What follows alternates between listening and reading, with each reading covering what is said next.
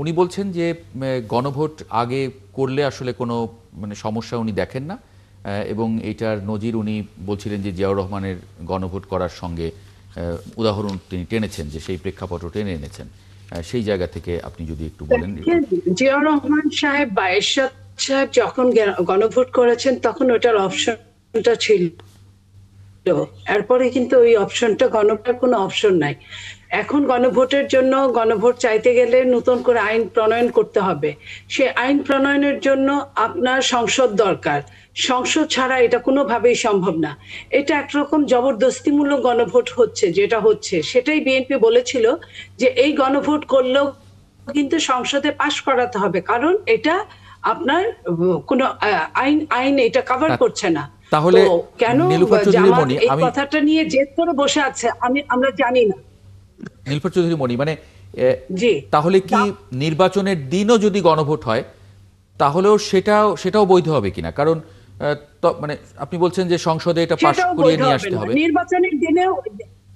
নির্বাচনের দিনেও যদি গণভোট হয় সেটাও বৈধ হবে না, পরবর্তীতে বৈধ করে নিতে হবে। এই গণভোটের জন্য আরেকটা গণভোট করতে হবে। যদি এই গণভোটকে আপনি সত্যিকার বৈধতা চান, তাহলে আরেকটা জনগণের এই গণভোট হবে কি হবে না এই জন্য একটা গণভোট করতে হবে।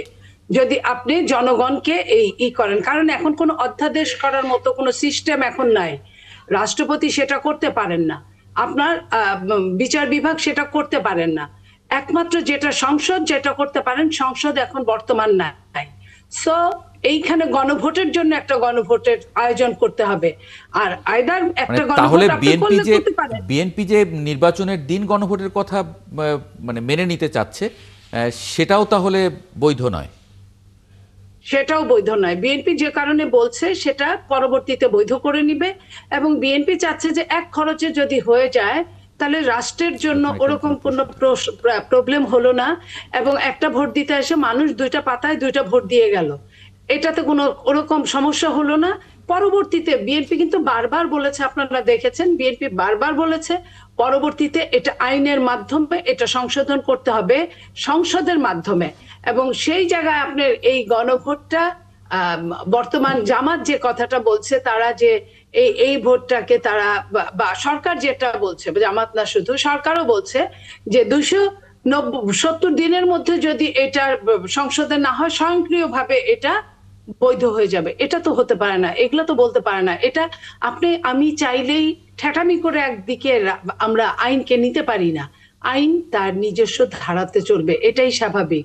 এখন আমরা এই যে কথাটা আমার ভাই বললেন, জামাতের প্রতিনিধি, উনি বললেন যে এই রাষ্ট্রটা অনেক কষ্টের উপর দিয়ে গেছে, অনেক রকম আন্দোলনের উপর দিয়ে গেছে, অনেকের মৃত্যু বলেন, চোখ নাই কারো, হাত নাই কারো, পা নাই কারো, এরকম হাজার হাজার মানুষের আপনার স্যাক্রিফাইসের মধ্যে দিয়ে গেছে।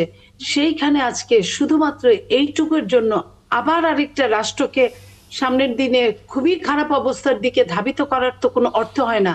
আমাদের মধ্যে যদি দেশপ্রেম থাকে, আমাদের মধ্যে যদি জাতিপ্রেম থাকে, তাহলে কিন্তু আমরা সবাই মিলে একখানে এক কাতারে এসে একটা একটা আপনার সবার জন্য প্রযোজ্য এমন কোনো কিছুর দিকে আমরা যেতে পারি। আইদার আপনার ওই যে যেটা সরকার যেটা বললেন, যে এই যে প্রথম দিন জামাত ইসলামী বললেন বসার জন্য ওয়েলকাম করলেন, পরের দিন সরকার বললেন 7 দিন সময় বেঁধে দিলাম, এর মধ্যে আপনারা দলরা বসে মিলে কিছু করতে পারলে করেন, নইলে আমরা ডিসিশন নিব। এটা তো হলো না। আপনারা 9 মাসে ডিসিশন নিতে পারলেন না। আপনারা 9 মাসে একরকম কাগজে সিগনেচার করা হলো, আরেক রকম কাগজ আপনি দেখালেন। আপনারা রাষ্ট্র যেখানে প্রবঞ্চনা করে সেখানে তো আর বলার কিছু থাকে না। সেই জায়গায় আপনি এখন কিভাবে 7 দিন বেঁধে দেন যে 7 দিনের মধ্যে দলগুলো সব ঠিক হলে আমরা ওইভাবে কাজ করব।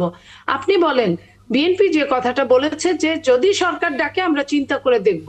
আবারও যেহেতু 9 মাসই সরকার প্রধান ছিল, এটা এই সংস্কার কমিটির প্রধান সরকার প্রধান ছিলেন, তো সেই হেতু সরকার প্রধান বা সরকার যদি ডাকেন তাহলে বিএনপি বা অন্য দলগুলো চিন্তা করতে পারেন। জামাত ডাকলে যে চিন্তা করতে হবে, জামাতকে বিএনপি চিনে, বিএনপি কে জামাত চিনে, সবাই একসাথে বসেই তো এই কথাগুলো কাজগুলো হয়েছে। সেটা যেহেতু মিলে নাই, 9 মাসে মিলে নাই, আপনি কি করে বুঝেন 7 দিনে মিলে যাবে? তা এখানে আবারও ওই মান্নান ভূঁইয়ার মতো আর জলিল সাহেবের মতো সময় ক্ষেপণী হবে। আমরা চাই না যে নতুন করে সময় ক্ষেপণ হোক। আমরা চাই একটা যে কোনো ভাবে সলিউশন আসুক, নির্বাচনটা সঠিক সময়ে হোক, জনগণ যেন লেভেল প্লেইং একটা ফিল্ড পায়, বিভিন্ন রাজনৈতিক দল একটা লেভেল প্লেইং ফিল্ড পায়। আমার ভোট আমি দিব, যাকে খুশি তাকে দিব, এই অবস্থাটা বহু বছর বাংলাদেশের মানুষ দেখে নাই। যে সন্তানটার বয়স এখন, যে ছেলে বা মেয়েটার বয়স এখন 40, 42, 45 বছর, সেও কিন্তু একটা ভোট দিতে পারে নাই। সো মানুষের আকুতিকে আমাদের সম্মান করা উচিত, শ্রদ্ধা করা উচিত, এবং সেই হিসেবে এই দেশের দিকে তাকিয়ে প্রত্যেকটা রাজনৈতিক দলের কাজ করা উচিত। আমি কিন্তু কোনো প্রশ্ন থাকলে একজন দেশপ্রেমিক নাগরিক হিসেবে কথা বললাম, শুধু বিএনপির সাপোর্টার বা বিএনপির কর্মী এই জন্য বলেছি তা না। জি।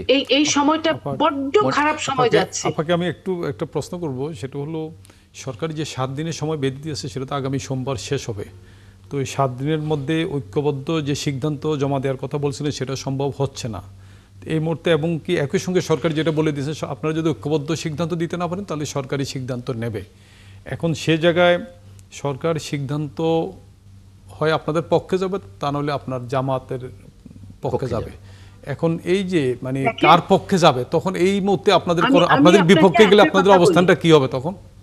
আমি আপনাকে একটা কথা বলি, ইন্টারিম গভর্নমেন্ট কখনো এককভাবে কোনো সিদ্ধান্ত নিতে পারে না, এই অধিকারটাও তার নাই। ওনারা তো ওইভাবে বলে দিয়েছেন সরকারি সিদ্ধান্ত নিবে, আপনারা সিদ্ধান্ত নিতে পারবেন। সরকার রাষ্ট্রের সব কিছু করতে পারে না। সে তত্ত্বাবধায়ক সরকার শুধু নির্বাচন নিয়েই কাজ করতে পারে। অন্তর্বর্তী সরকার রাজনৈতিক দলগুলো, সবগুলো দল যা চাইবে তার বাইরে সে যেতে পারবে না। কিন্তু সে চাইবে, সে বলতে এই পারে, সরকার তো বলছে যে আপনাদের সবার ম্যান্ডেট আছে, আর ডাকবে না, আর বসবে না, এরকম একটা কথা বলে আপনাদের সঙ্গে বসা শেষ, এখন ওনারা সিদ্ধান্ত দিয়ে দিবে আপনারা যদি ঐক্যবদ্ধ সিদ্ধান্ত। এখন উনি সরকারে যিনি আছেন উনি বলতেই পারেন, বলতে গেলে তো আর ওনার মুখ ধরে রাখা যাবে না, কিন্তু উনি কতটা ইমপ্লিমেন্ট করতে পারবেন এটা হচ্ছে ব্যাপার। উনি জনগণকে সম্মান করতে হবে, ওনার জনগণ রাজনৈতিক দলগুলো ওনাকে সম্মান করেছে, যতটুকু পাওয়ার যোগ্য ততটুকু করেছেন, যতটুকু পাওয়ার যোগ্য না তার চেয়েও বেশি করেছেন। তো ওনারও উচিত হবে রাজনৈতিক দলগুলো সবগুলোর প্রতি সমান দৃষ্টি দিয়ে সম্মান রাখার জন্য। আমি একটা বড় দলের কর্মী হিসেবেও আমি বলছি, সবগুলো দলের অধিকার আছে সরকারের সহানুভূতি পাওয়ার, সরকার সবার প্রতি সমান আচরণ করবে, এই অবস্থাটা পাওয়ার। উনি কিন্তু ইতিমধ্যেই বিতর্কিত হয়ে গেছে। এই যে 57টা নিবন্ধিত দল, সবাইকে উনি ডাকেন নাই, কিন্তু উনি কিন্তু সবাইকে ডাকতে বাধ্য। তো সবাইকে ডাকেন নাই, এবং যাদের ডেকেছেন তাদের অনেকে নিবন্ধনই নাই। তো এই যে একপেশে নীতি, এই একপেশে নীতি থেকে সরকারকে বের হয়ে আসতে হবে, নইলে এই দেশের ভাগ্য কিন্তু খুব একটা ভালো কিছু আমরা খালি চোখেই দেখছি না। নীলুফার চৌধুরী বনি, আজকে আমির খসরু মাহমুদ চৌধুরী একটি মন্তব্য করেছেন, একটি বক্তব্যে তিনি বলেছেন যে কথায় কথায় আপনি রাস্তায় যাবেন, এখন অন্য দল যদি তার প্রতিবাদে আবার রাস্তায় যায় তাহলে কি হবে? সংঘর্ষ হবে না? বৃহত্তর দল বাংলাদেশে যদি রাস্তায় নামে এগুলোর প্রতিবাদে সংঘর্ষ হবে। এই জন্য কি আমরা শেখ হাসিনাকে বিদায় করেছি? মানে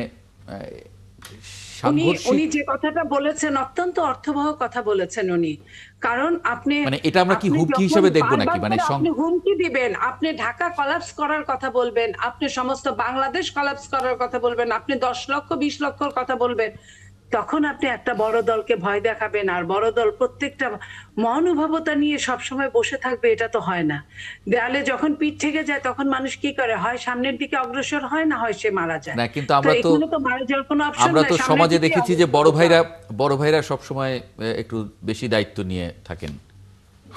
এই জন্যই তো এই 1.25 বছর বড় ভাইরা দায়িত্ব নিয়েছে, দায়িত্ব নিয়ে যে কথা বলার যোগ্য তার কথাও শুনেছে, যে যোগ্য না তার কথা বড় ভাইরা শুনেছে। আপনি দেখেন এনসিপি নামে যে দলটা মাত্র নিবন্ধন পেল, সে এনসিপি কত পরিমাণ বিএনপি কে হেয় করার চেষ্টা করেছে। আমরা কিন্তু কোনো কথাই বলি নেই তাদের সাথে, এই জন্য বলি নেই ওরা ছোট মানুষ। আমরা বড় হিসেবে, বহুদিনের পুরানো দল হিসেবে আমরা এই স্যাক্রিফাইসটুকু করতে চাই। তো সেই জায়গায় যদি আপনি মনে করেন যে এখনো প্রতিনিয়তই আপনি সকাল বিকাল সন্ধ্যা রাতে আপনি শুধু টর্চার করে যাবেন, আরেকজন টর্চার সহ্য করে যাবে, এটা তো হতে পারে না। জি, অধ্যক্ষ মাওলানা শেখ ফজলে বারী মাসুদ শেষ মন্তব্য করবেন যদি 1 মিনিট 1.5 মিনিটের মতো আছে আমার হাতে সময়। মনি আপার কথা যদি আপনি একটু কিছু বলতে চান। আমার সহ আলোচক উনি যেটা বললেন, আমি ওনার সাথে অনেকগুলি কথাই দ্বিমত পোষণ করি। আসলে সময় কম সবগুলি বলে হয়তো শেষ করা যাবে না। যেমন একটা বিষয় হলো যে সরকারের প্রবঞ্চনা, সরকারের এক পেশি আচরণ, এটা উনি এখন বলছেন, অথচ কিন্তু এই দলের মহাসচিবই বলে আসছে আমেরিকাতে গিয়ে যে আমরা ইয়ার কাছে ডক্টর ইউনূসের মধ্যে জিয়াউর রহমানের প্রতিচ্ছবি দেখছি। এক বিষয়টা হলো যখন আমার পক্ষে যায় তখন আমি জিয়াউর রহমান প্রতিচ্ছবি পাই, যখন আমার বিপক্ষে যায় তখন এটা প্রবঞ্চনা হয়ে যায়, প্রতারণা হয়ে যায়, অনেক কথাই বলছেন। তো এগুলি আসলে রাজনীতির কথা, রাজনীতির ভাষা। এই দেখেন, আমি কিন্তু এটাও বিরোধিতা করেছি যে সরকারের এই বলটা রাজনৈতিক দলের কোর্টে ছেড়ে দেওয়াটা ঠিক হয় নাই, এটা আমি বলেই বলেছেন। যাচ্ছি, জি, বলেছি। কিন্তু এইখানে কিন্তু বিএনপি যখন এটাকে দেওয়া হয়েছে তখন কিন্তু বিএনপিও, আজকে উনি বললেন যে আমি একটা বড় দলের কর্মী, তো বড় দলের কর্মী বা বড় দলেরও কিন্তু দায়িত্ব ছিল যে ঠিক আছে আসেন আমরা বসে কিছু করা যায় কিনা, বসতে তো পারি, এটাও কিন্তু বলতে পারে না, কিন্তু এটা কিন্তু অন্য দলকে বলতে হয়েছে। Second option. থার্ড যেটা আমি বলতে চাই সেটা হলো আমরা যে ইসলামী আন্দোলন বাংলাদেশ সহ আমাদের যে 8 দলের যে কর্মসূচি রয়েছে, এটা কিন্তু আমাদের কোনো দলের বিরুদ্ধে না, কোনো দলকে হুমকি দেওয়ার জন্য নয়, তাদের বিরুদ্ধে আন্দোলন না। এটা হলো আমরা বলতে চাই আমাদের যে দাবি, এই দাবির পক্ষে জি। জনমতের প্রতিফলনটা আমরা দেখাইতে চাই যে না, আমাদের নীলুফার চৌধুরী মনি, আমাদের পক্ষে জনগণের মত রয়েছে, নীলুফার এটা চৌধুরী আমরা মনি, প্রকাশ করতে এক চেয়েছি। মিনিটের মতো সময় আছে আমার হাতে এই বিষয়ে। দেখেন, আমি এইটুকু বলতে চাই যে যখন যে ব্যবহার করবে, বিএনপির মহাসচিব যে কথাটা বলেছেন, যখন উনি সুন্দর করে কথা বলেছেন, দুষ্ট লোকের মিষ্টি কথা, এটা যদি আমি আজকে, যেহেতু আমি প্রমাণ পাওয়ার পরে কথা বলছি, যখন সুন্দর করে কথা বলেছেন তখন মহাসচিব বিগলিত হয়ে সুন্দর কথা, সুন্দর উত্তর দিয়েছেন। এখন যখন আমরা দেখি, আমরা কিন্তু একটা দল, আমরা দেশের মানুষকে নিয়ে কাজ করি, তো দেশের মানুষের বিপক্ষে যাচ্ছে, দলের বিপক্ষে যাচ্ছে, দেশের বিপক্ষে যাচ্ছে সরকারের আচরণ বিধি, তখন আমরা তো এই কথাটা বলতেই পারি। তো যে মানুষটা যেটুকু করবে, আজকে ফেব্রুয়ারির নির্বাচন, ফেব্রুয়ারিতে যদি হয়ে থাকে, বলে থাকেন, তাহলে ফেব্রুয়ারির আছে 3 মাস, 3.5 মাস, এর মধ্যে যে ধরনের কাজগুলো আমরা দেখছি প্রতিনিয়ত, তাতে কিন্তু আমরা হিসাব করলে জোড়া দিলে কিন্তু আমরা নির্বাচনকে দেখতে পাই না। নির্বাচনের জায়গায় সেখানে কিন্তু আবার আরেকটা সহিংসমূলক আচরণ, আবার আরেকটা অনির্বাচিত সরকার, জি। আবার আরেকটা আপনার মানে আশঙ্কা, অনেক কিছুর আশঙ্কা দেখতে আমরা পাই। দেখছি জি, বিভিন্ন আঙ্গিকে। জি। তো এই বিভিন্ন আঙ্গিকে আমরা এই জিনিসগুলো দেখতে চাই না, জি, চাই না বলে exactly। কিন্তু আমরা এই কথাগুলো বলছি। এখনো সময় আছে, আমরা চাইলেই সবার মঙ্গলের জন্য আমরা সবগুলো দল, আমাদের সঙ্গে তো জামাতের কোনো শত্রুতা নাই, জি। আমাদের সাথে এনসিপির কোনো মানে শত্রুতা নাই, আমাদের সাথে গণতন্ত্রের কোনো একসঙ্গে শত্রুতা ফ্যাসিবাদ নাই। বিরোধী আন্দোলনে আপনারা জি। সবাই আসলে স্টেক হোল্ডার, সবারই অনেক ত্যাগ আছে, সেই আঙ্গিকে আসলে এটা কাম্য, মানে নিশ্চয়ই একটা সমাধান বেরোবে, সেটাই আমরা আশা করি।